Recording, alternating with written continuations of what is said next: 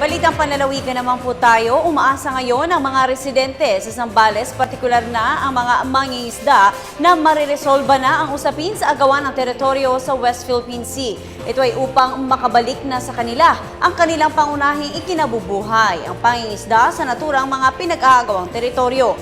Paliwanag ng mga ito, marami sa kanila ang napilitang tumigil sa pangingisda sa naturang mga lugar na rin sa panghaharas ng mga barko ng Chino.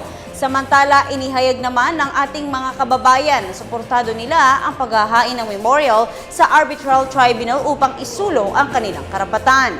Kaugnay nito, naglalagay na rin ang Bureau of Fisheries and Aquatic Resources ng payaw sa mga karagatang sakop ng Zambales. Ang payaw ay isang artificial floating device na nakakaakit naman sa mga isda.